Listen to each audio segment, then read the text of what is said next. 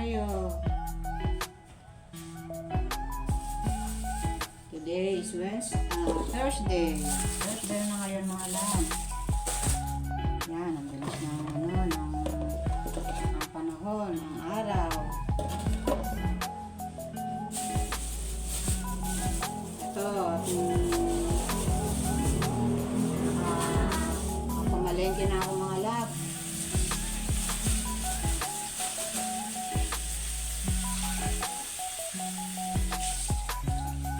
Siyempre,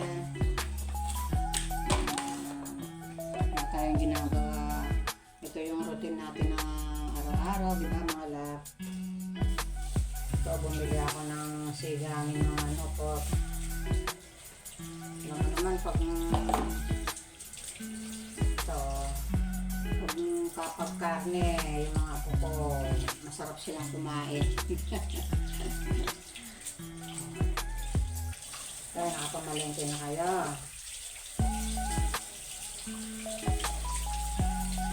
Ano lang itong mga binili ko, mga ribs. Kasi pag buto-buto, konti lang ang taba niya. Ano to, pang sigangin ang binili ko. Yung parteng buntot, di ba, hindi masyadong hindi masyadong mataba.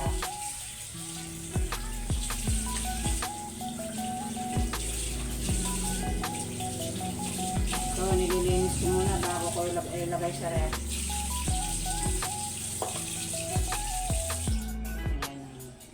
Ito yung ating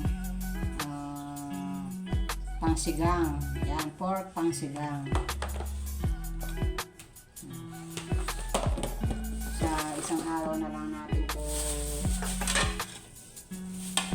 Tapos bumili ako dito ng bangos.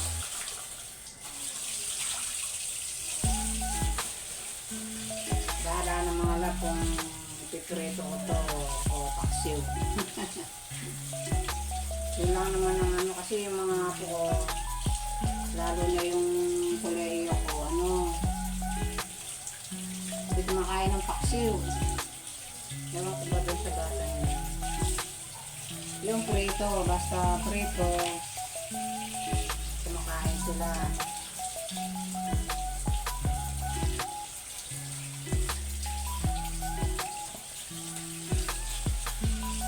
Ano naman kasi umiiwas ako sa puro prito.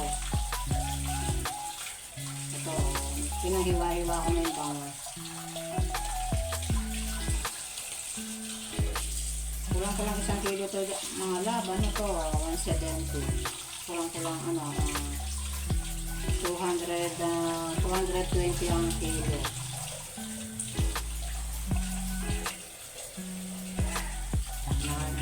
Mga lab na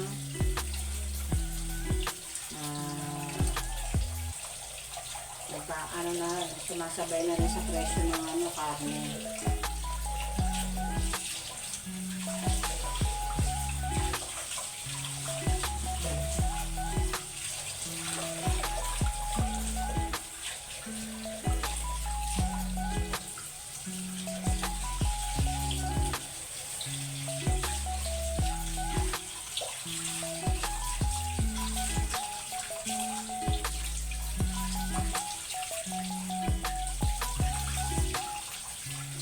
Hindi masyadong kalaki ang mga labo ito.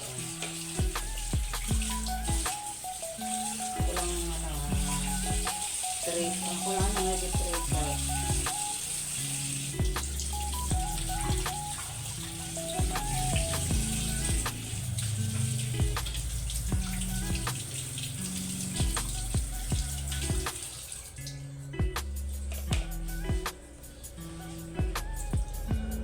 Ito mga labo. Ito yung ating bangos. Bahala na mga lab kung anong iluluto ko dito. Ayan. Ayan. Sinishare ko lang sa inyo yung aking mga pinamalengke today. today's video, mga lalab.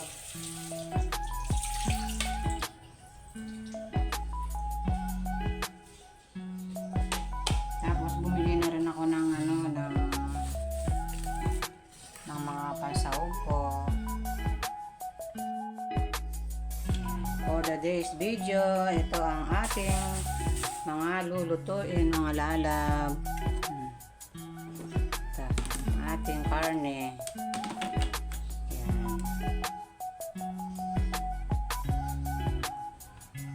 Ito, sa isang araw na lang itong paksiw natin. Tapos itong ating sinigang na pork. Ayan.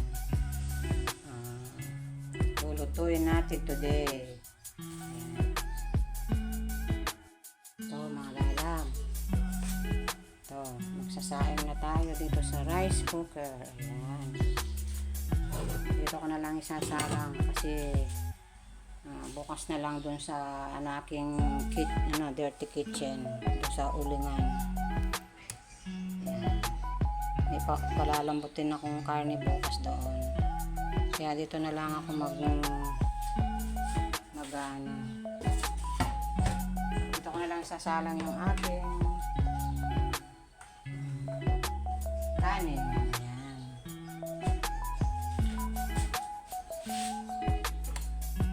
Dito ko nakakilihan yung aking sinaing dito sa rice cooker. Ayan. Ready na mga labo. Inon ko na.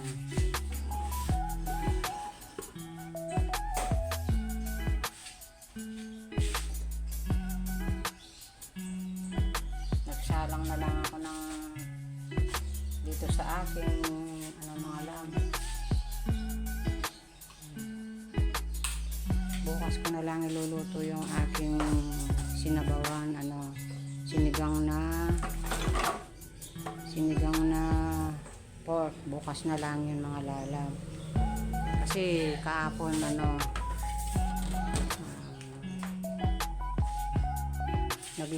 kaluluto lang namin ng kahapon, mga lab. Yung niluto kahapon, sinigang na manok. Kaya ito, mga labo, binili kong banguso.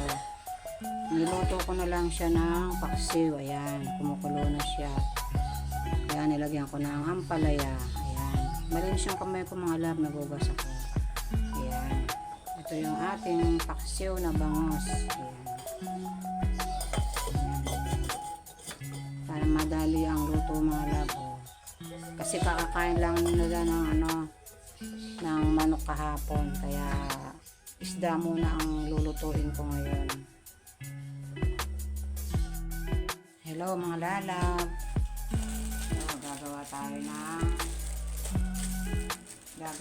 ng yelo, ice yelo.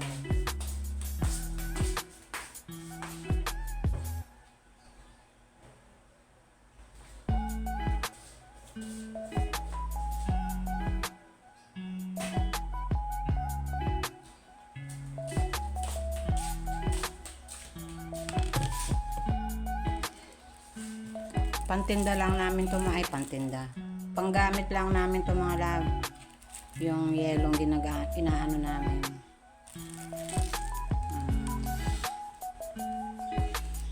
Hindi namin binebenta kasi kami na lang gumagamit.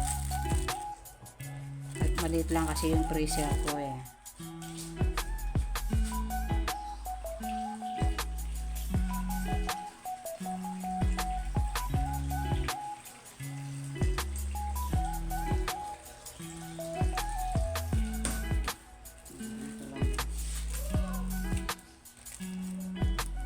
Minara kasi ang gamit kong mga tubig, mga lab, para panggamit namin sa bahay. Kasi mainit ngayon, mahilig yung mga kasama ko sa bahay na lalo na yung lolo namin, mahilig sa hindi siya makakainom kung walang yelo.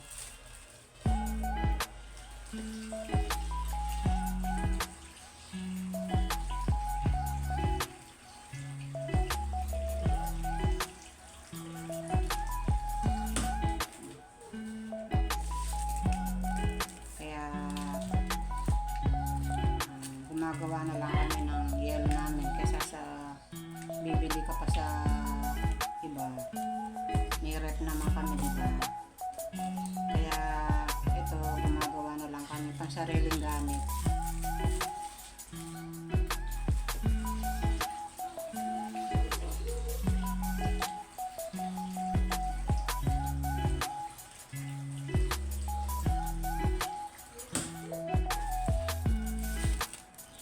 Pero pag may bumibiling soft drinks sa tindahan, lalo na yung soft drinks na nasa plastic, yung 1.5, hindi magkakasya sa rep yun eh. Hindi pwedeng ipalamig doon. Kaya binibigyan na lang namin ng ng yelo yung mga bumibili.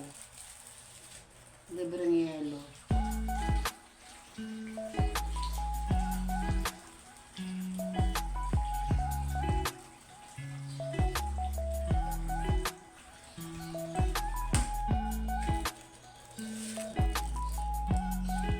Konti na lang yung namin doon, stock namin doon sa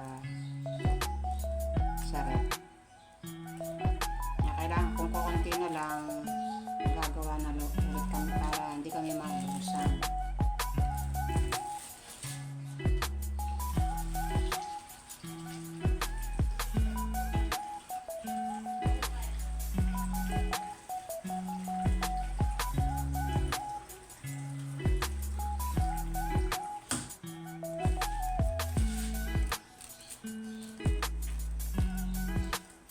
Ginagamit namin yung tubig, yung pinaparefill namin.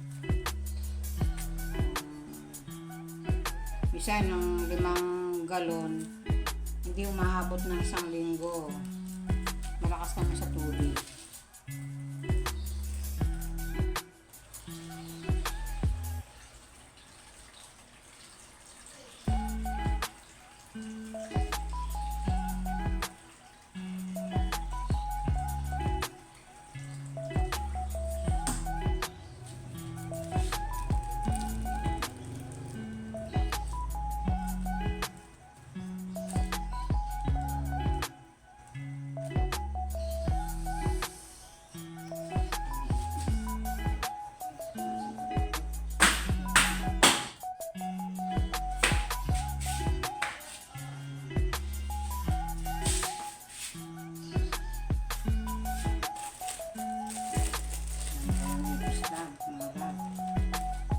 Kasi ako ng isang araw, kaya yung mga ipis nagsilabasan sa kanilang mga lungga.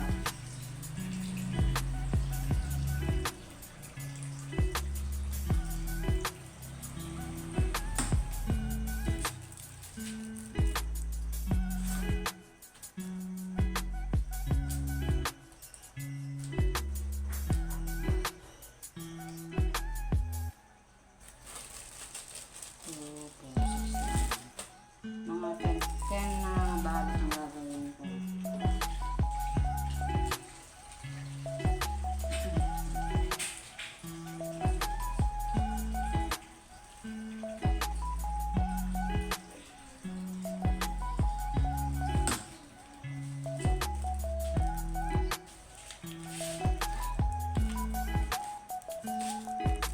Natuto na yung aking kanin.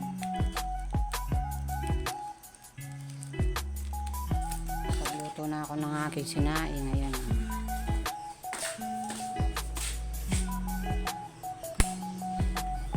Luto na yung aking sinaing, mga labo. Yung aking sinaing sa rice cooker. Ayan. Nakapagluto na ako. Panghalian yun, mga labo. Tapos itong aking paksiw. Ayan. Aking paksiw. Luto na din.